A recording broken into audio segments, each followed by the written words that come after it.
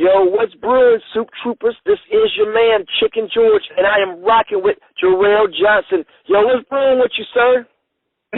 Yo, what's up, man? What up? What's going on? Man, I am chilling. Just to let y'all know, this man is my 2012 Mixtape Artist of the Year with Dream Soda. By the way, as we start this interview off, I'm mad at you. Oh, wow. What's up? What'd I do? I'm mad at you because you did not make a video for Dream Soda. I needed that video. You could have got me. I would have came. You could have got Conquest. You could have got a whole bunch of your friends, and you could have got free advertising and everything. You could have just had everybody having a cup of some type of different soda, and it was just a party. I could have been there, and I'm mad. I'm really mad. Man, I'm sorry about that. I wanted to really shoot some videos and stuff like that, and things didn't work out like I expected, but that doesn't mean that I still can't do stuff like that. I can still do stuff like that. Well, dude, I'm like 6 or 7 hours away from you, but it's worth it. If I come, I'm drinking either Big Red or Mountain Dew. So that's my cup. So, round up some friends, call them up. We'll shoot down there on the weekend and literally just have a party, an actual party, and everybody's drinking a cup or a can of their special soda, and that's the video. Boom, done, did it. That'll be dope. So that's me. So I have a nickname for you. You are the Concept King. Do you accept or do you not accept? Man, you know what? I can see why you say that, because it's not a lot of concept albums out there that really focus heavily on the subject that they're trying to present. So I can definitely understand that. It's a lack thereof of it. Back in the 90s, it was a lot of concept albums, and it's not that much nowadays. So I can see why you say that. I understand. When I heard Dream Soda, it blew me away, because I was like, I get it. And see, the thing about it is, I'm a very big stickler when it comes to concept, and that's because of the fact that that's, like you said, in the 80s, late 90s, when there was concept albums, I followed them, and I just have a hard time seeing somebody name a track something and then they don't even talk about that particular subject. That's my rap pet peeve. And now we're coming to Lightmares. And wow. So this is my idea of Lightmares right now. So we take Drake's what is it? Nothing Was the Same. Nothing Was the Same. Is that it? Or Never Was the Same? Yeah. We take his latest album, and we take Childish Gambino's Because of the Internet, and we put those together, and their love child would be Lightmares. Am I close? Are those the father? Is that the father and the mother of Lightmares? Because that's what it seems like. It seems like Because of the Internet, I just Childish Gambino, phenomenal artist or whatnot, and I really like the way how that concept album kind of played out. And when I hear that, but when I hear Drake's last album, I hear it and I mesh it together. And of course, I know you're not necessarily doing things in the same lane that they're doing, but as far as concept goes, that's what I kind of get when I hear Lightmares. So what were your influences for Lightmares? Oh my gosh, influences. Everybody, it was all kind of artists. I listen to all types of music, you know what I'm saying? And the biggest influence though, what started me wanting to do something like this was Lupe Fiasco. Back when 2006 maybe, when I saw what he was doing, and I was like, we got a lot of similarities. He likes skateboarding, sci-fi, all that stuff, and he was trying to build characters and stuff with his second album that he came out called The Cool, and it just never really kind of went through. He was supposed to do comic books and stuff, and it just never happened. So I was like, I want to be somebody that can really make a concept album and of this character or these characters, whatever, and make this living and breathing world musically. So that was my first influence. But, I was influenced by like when I heard Outkast, Speakerbox, Love Below, like those concept albums, you know, or even AT Aliens. We can take it back to that. You know, that was the first comic book I ever read, was that booklet to that album. Wow. So it was a lot of influences from movies to music. But I had been working on Lightmares even while I was doing Dream Soda. You know what I'm saying? So this is before Childish Gambino came out with his thing and Drake came out with his stuff. So, you know, even if you listen to Lightmares, you can hear a lot of different influences, like from the 90s, because a lot of people don't know, like, the story's, like, set in, like, a futuristic 1992. So you hear, like, diggable planets on the radio and stuff like that. You hear all kind of stuff. That. So, you know what I mean? So it's, like, from R&B, like, artists like Janelle Monáe and stuff, and just everybody, from how a person like Frank Ocean would write songs.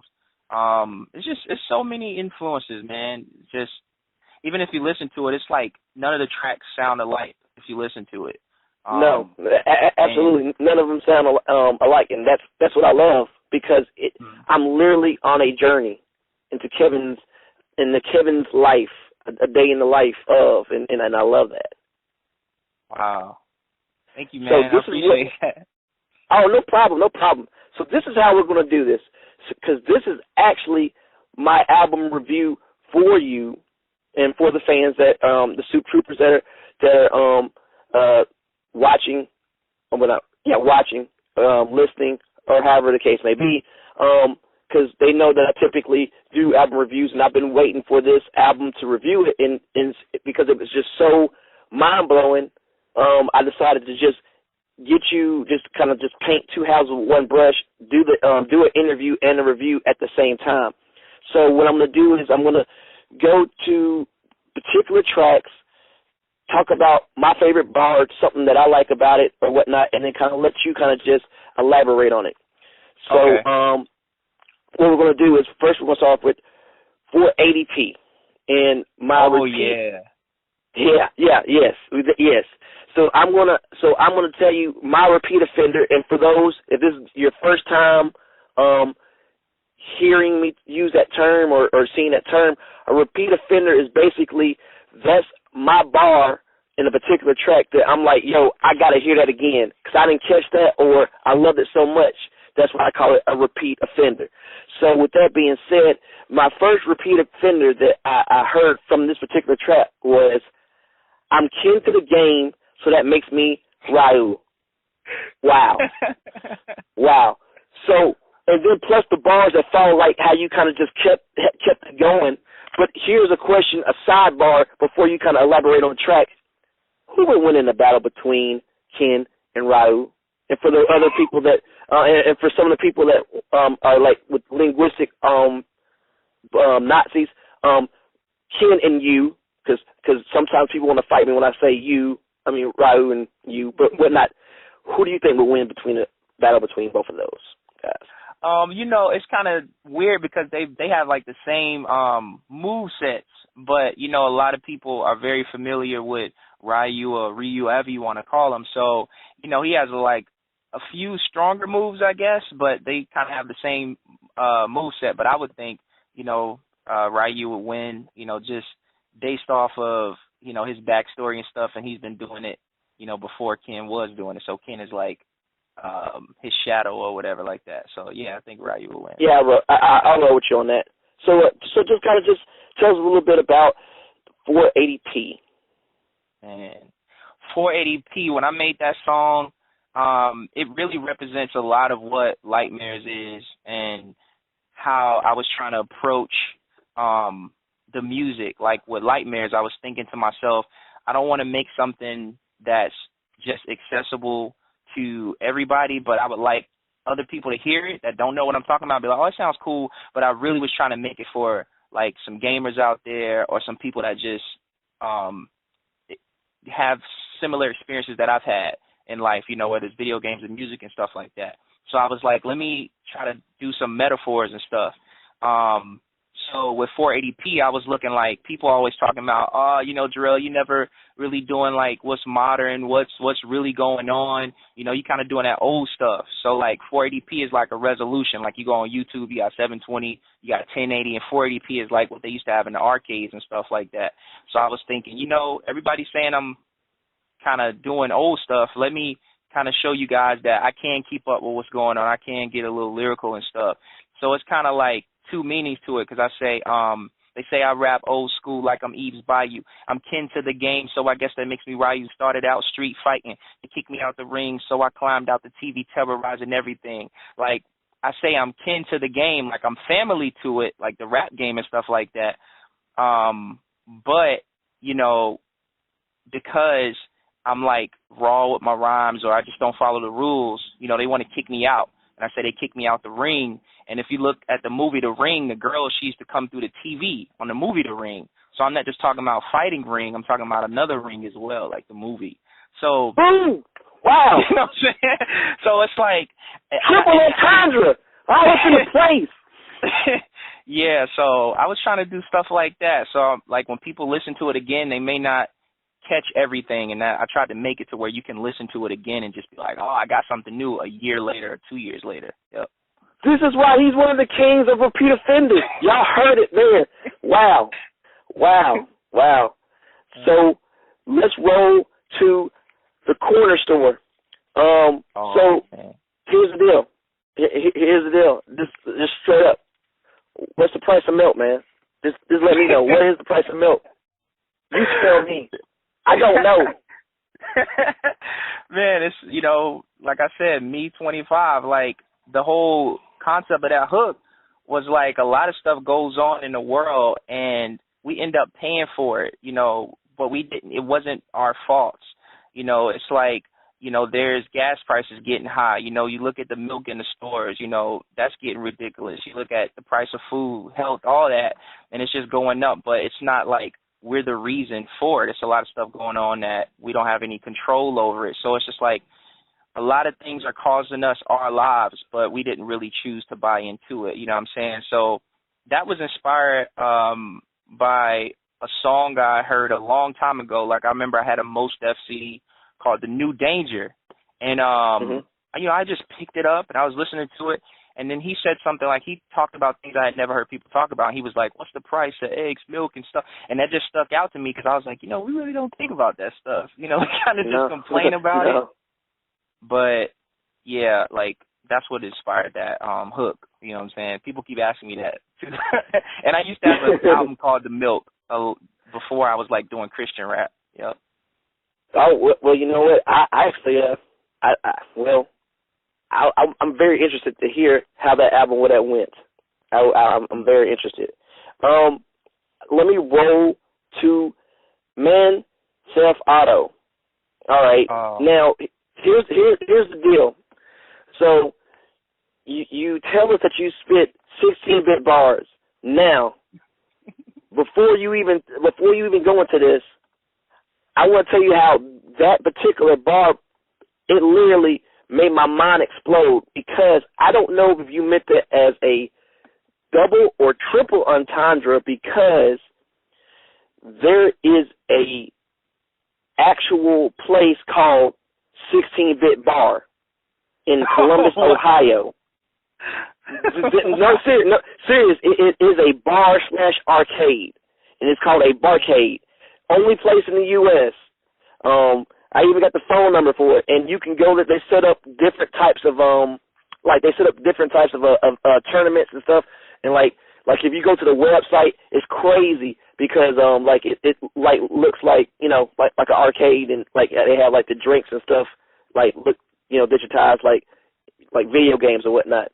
But wow. I don't even know if you realize that or not, but that blew my mind. And with you saying that, like, you need to hook up with them. I'll give you the phone number afterwards so you can kind of, shoot that track to them and see what's up. But wow. Please, let me know about this Man Theft Auto. Like, let us go into the mindset of your 16-bit bars.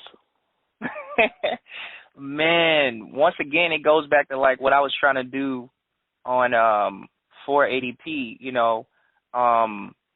it's a lot of the album, like a lot of the songs and stuff on there, you know, they try to advance the story, but I had to put songs in there that were kind of lyrical and kind of deep and kind of complex, you know, just so it wouldn't be just straight story, but like nothing interesting.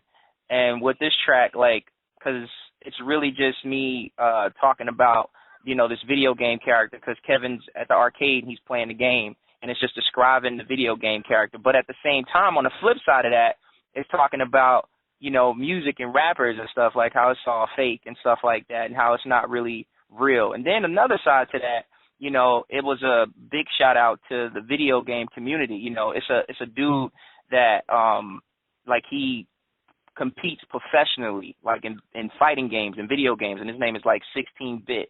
You know, like he uses katana for Mortal Kombat, and he wins all these contests and stuff like that. So I was just really trying to, you know, do something cool and but at the same time deep, you know, just looking at the game, you know, Grand Theft Auto, that was a big game, you know, especially when I was coming up, Grand Theft Auto 3, and it changed the whole industry.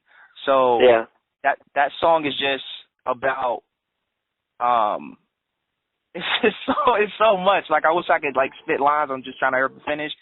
But it's really just trying to talk about how this guy has all this stuff and this and this and that, and his designer did it, but it's like it's not real. It's all fake and stuff like that. And every time we tune into a lot of the rappers that's saying all that stuff that's not really real, you know, we giving them our money, giving them coins, you know, they're just feeding them so they can put on another act for us. So yeah.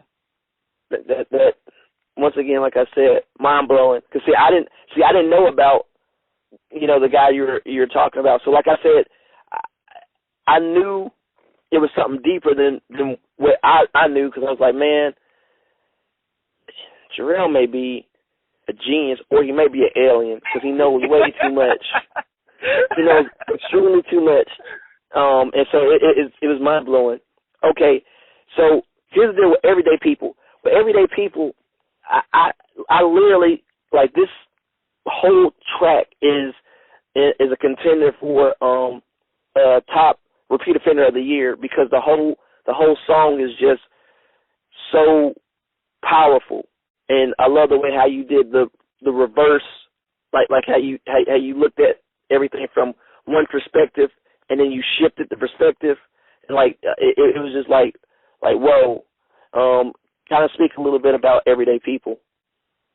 Man, Everyday People, that was a song that I had for a while, and I just never finished writing it, and I was just trying to write a little by little every day. And I remember when I was younger, like 2007, I think I was like 18 or something, I had one of my friends tell me, he was like, you know, Jerrell, sometimes asking questions can be more powerful than giving someone an answer to something. And that just always stuck with me, and I was like, man, I just really want to make a song like that. And also just looking at all the things I've been through and experienced, you know, up until 24 I am right now, I just remember seeing so many people asking certain questions. You know, I remember myself asking certain questions and being in certain situations that I was talking about. And it's just so many people, you know, asking those same questions. And sometimes we can look at someone, like, say, like a person is an atheist, and somebody could just really try to change that person that day and be like, yo, you're this, but they don't understand why that person is that way. Or you can have a person who's like, yo, I'm a Christian or something like that. I believe in God, you know, and it seems like, man, their life is great from somebody else's perspective, but then you never know what they could be going through inside of their head. You know, sometimes circumstances can make a person react a certain way or feel a certain way, no matter, you know, how much hope they have. Sometimes people lose hope. And then, you know, I talked about certain rappers, you know, what if their dads was there? Like I talked about Tyler, the Creator, Eminem, Jay-Z. Right. Like, their lives could have been changed so much, you know, if you look at their stories, and a lot of their motivation, a lot of their direction was pushed because their dad wasn't there. You know, they didn't have guidance in certain areas, so they looked elsewhere. And I talk about Christopher Hitchens, you know, how what if he would have changed? You know, he could have told so many people both sides of the story. It would have brought so many different perspectives to the table. And helped a lot of people and showed a lot of people the ins and outs. So, that story, that song is it's something very close to my heart. And it goes back to like Lupe and stuff like that. Like on his first album, he had a song called Hurt Me Soul, and he was talking about all these different things. Yeah. I was like, I want to do something like that one day. So to let you know what part of the story, like what's happening while this song is going on, it's actually like a CD being put in at the beginning, and the artist that's being played is like me. Like it's not the character, it's like me, in that world of Lightmares. I'm like an artist that's sort of known, and Kevin likes my music, so that's what that song is. So that sounds like it needs to be a visual. Video time. Awesome, man. Yeah. I mean, I can see you on the Hurt Me So. It like that. I can see on this project that is your Hurt Me So. Yeah. Because that touched my that was soul touching, and like you said, that is really powerful when you think about sometimes questions can answer. Questions can bring you the answers. And even like you were referring to, like even in the religious aspect, when we look at Christ always asked questions. Like you rarely saw him really kind of give an answer. He always like, well, why is this? He would always shift the perspective and let the person who did certain things or said certain things, he would let them like kind of reflect. So that's a pretty dope concept. Pizza Planet. Oh, all right. Yes. So we gotta talk about D. We gotta talk about your feature on there. Woo! Yeah. The bar that he spit. It was classic. It was like y'all complimented each other very well, but the many windows can't be minimized. That was my bar. That was my bar where I stopped listening. I was like, man, this guy right here. So how did you guys hook up? Oh, you talking about period? Yeah, period, or for the as far as because I when I think about within our genre, whatever you really want to call it genre, because this interview isn't necessarily about holy hip hop, Christian rap, whatever the case, whatever you want to call it, genre. There's a certain I guess you would call it the Urban Outfitters, and you're and there's a couple of other people that I consider in that list of Urban Outfitters, the ones that don't really fit in of trying to put them in a box or put them in a particular genre that's really transcending past just your typical holy hip hop or Christian rap, and just making art, and letting Christ be manifest through your art. And both of you are two artists that definitely do that. So how did you guys hook up? Because I'm pretty sure spirit recognizes spirit. So how did you guys hook up, and then how did y'all end up coming up with Pizza Planet? Well, I met Eons through a mutual friend. He kept telling me, he was like, when y'all meet each other, he's like, I'm telling you, y'all gonna click. He's like, y'all really need to meet each other. So I met this man at McDonald's. Like, we drove down to meet him. He was like, what I'm saying? He finished playing basketball, and we started talking.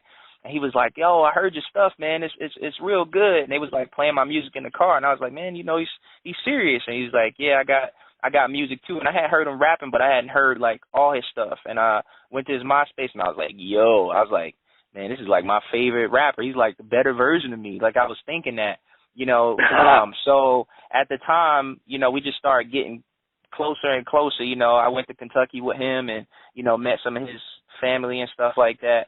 I don't think it was Kentucky. It was somewhere, Louisville, but I don't remember. But so that's how we started.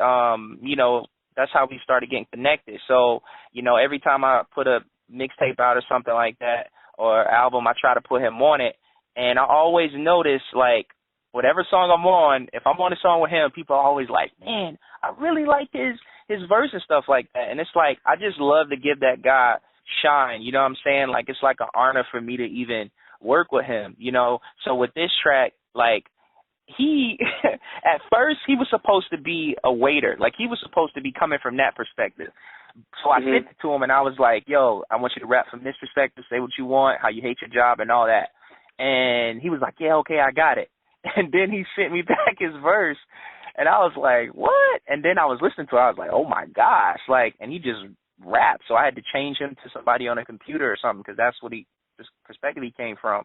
But I told him, I said, listen, I said, on this song, I said, I want you to rap until you want to stop. Like, just rap. Like, whenever you feel like stopping, that's when you stop. Because I noticed when I listen to his music, like, he just loves to rap a lot of times. And I don't think he's one of the artists that needs to be confined with every song to 16 bars. So, Eon's D, man, he's real deep. A lot of people are just sleeping on him, and they don't understand how, you know, good he is. Like, he can produce, you know, he can write really well.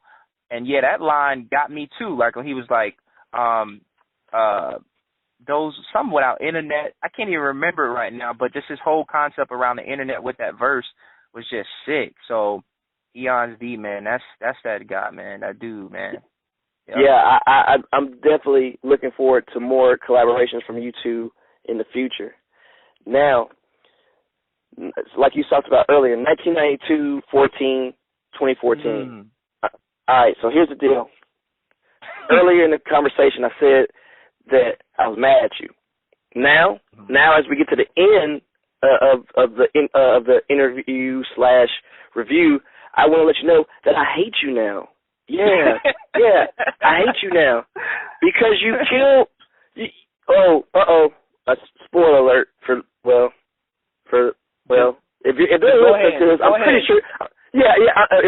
If they're listening to this interview, I'm pretty sure that they've listened to the project. So if you haven't, I suggest you just chill out.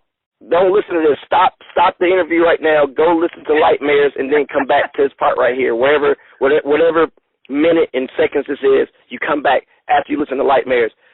Yeah, please. So Kevin, so he's gone, man. Like,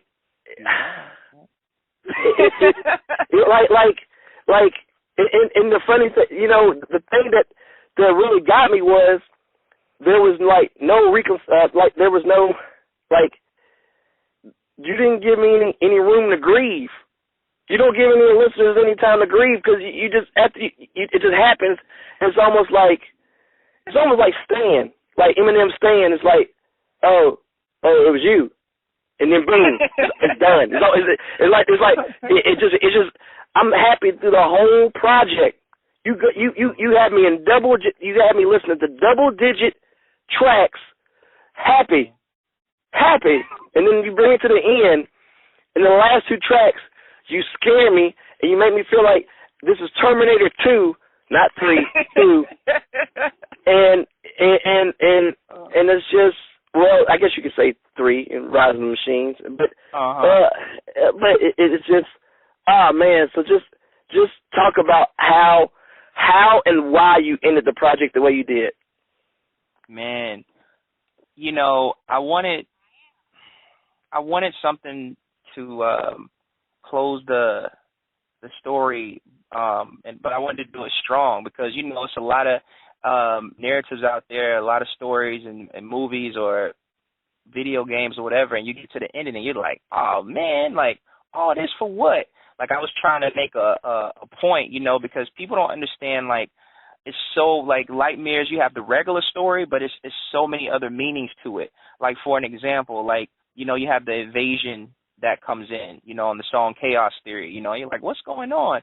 But you got to think about, you know, it's so many people in different places or different countries. Like, you had the Holocaust, like, they'll be invaded. They're just living their life, you know, they're happy, whatever, got family, and then all of a sudden something crazy happens and their whole life changes in seconds, literally, you know. And I also wanted to kind of have a twist or something because the whole time people don't know that they're listening to an actual future terrorist. Like, in the future, he's actually going to create all this stuff and destroy, like, the entire world. So the whole time you're thinking, oh, Kevin's nice, oh, this story's nice. He has his girlfriend, this and this and that.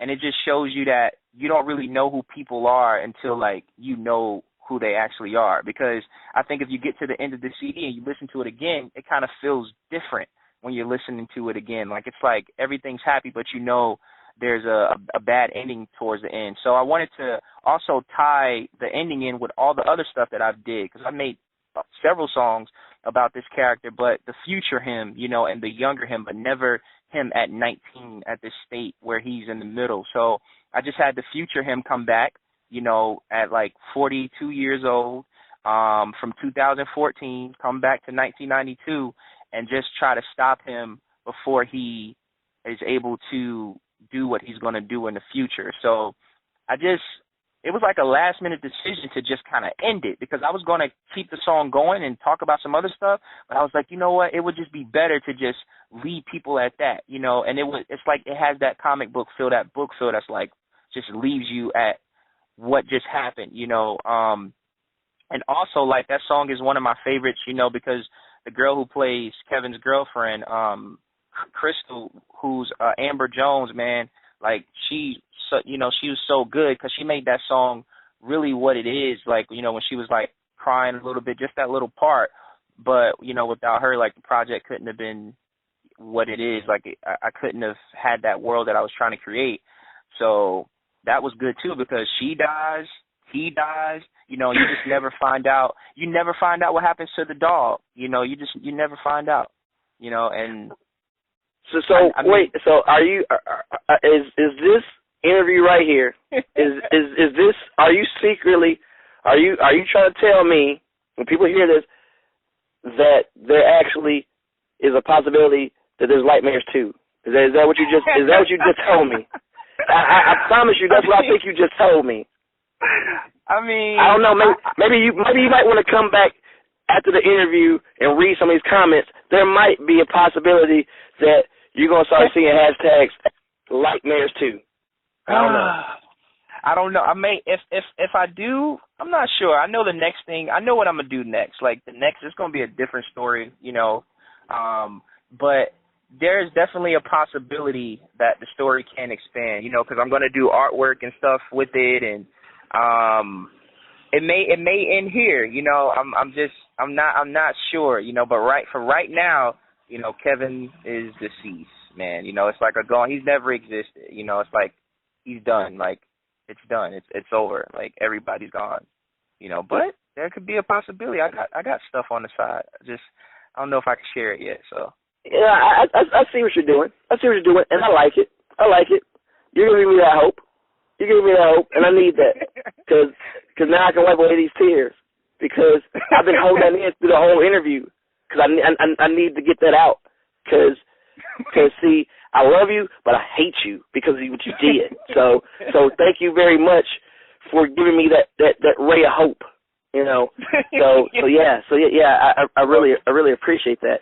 But man, I mean, this has been a great interview, man, and I really like appreciate you taking the time out to talk to me, because I've always admired you from a fan's perspective, because I'm an artist myself, but like, like when I hear you, I kind of just like, okay, well, I'm just gonna throw that track away, because that's like, okay, so I gotta go back to the drawing board, and I always admire that about you, that you challenge, not just our genre, but music, period. And you're taking it back, and I really appreciate what you're doing with everything that you do, and you're taking time. And usually in my interviews, I ask, before we get ready to go, what are a couple of tips or some words of wisdom that you would like to give, inspiring artists or producers or people that want to make conceptual projects, but all they hear is, garbage on the radio. And I don't mean that everything on the radio is garbage, because everything isn't, because, right. Music is subjective. But, you're not going to hear Lightmares on mainstream radio. And then that's not a diss. That's just it doesn't fit the format. It's because it doesn't fit the format. I believe a lot of websites and I believe a lot of radio or even college radio, they don't know where to place you because you're ahead of your time. Like you're Kevin. You're literally Kevin. But what do you say about the artists that like really want to be like you, but they're afraid to, or just anything else? Because one thing I do want to say to the artists from what I see is you are the dictionary of patient because you worked on this project for so long. Because this was your detox. So yeah. But it was worth it. It was well worth it. But yeah, what are some tips that you want to give? Any of your fans or artists? Yeah. First of all, thank you for the opportunity and just allowing me to even be here, man. And I really appreciate that, and all the compliments and stuff. Like, it means a lot, We need that as artists to hear what people think, and good or bad, I appreciate this. My tip would be never stop learning. Like, you can learn from anything and everybody, Don't be afraid to be influenced by somebody you don't like. Sometimes the people that you look at and you say, oh, I don't like what they're doing. Oh, that sounds whack. They must be doing something that appeals to people, or they can have a certain way they say words or certain beats they use or something. You could learn from everybody. That would be like my number one advice. Never stop learning. You're never to that point where you're like, you know what, I'm the best.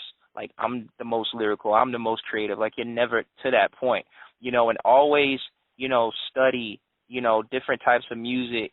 I don't care if it's classical, jazz. I don't even care if it's country. I don't care if it's that pop music that's constantly playing over and over on the radio. Never limit yourself to just this type of thing, And also, don't be afraid to be creative, to expand what you're already doing, And one thing that's very important when you get finished with your album and you're like, okay, I want to put these songs in order, like, make sure when you're putting the songs in order that everything flows. You always want to think about the listener and not just yourself. While you're making it, think about, man, how is this track going to sound when it goes from this track to this track?